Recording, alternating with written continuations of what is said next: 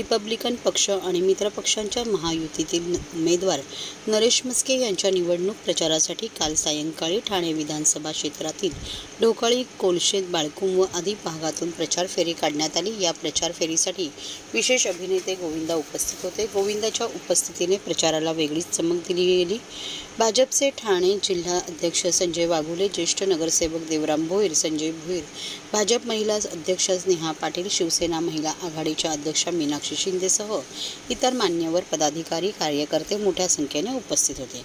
नरेश म्हस्के यांनी आपल्या भाषणात स्थानिक समस्यांचा तपशीलवार आढावा घेतला आणि विकासाच्या आश्वासनाची यादी सादर केली। निवडणुकीत विजयी झाल्यास ठाणे विधानसभा क्षेत्रातील विकास कार्याला प्राधान्य देण्याचे आश्वासन त्यांनी दिले।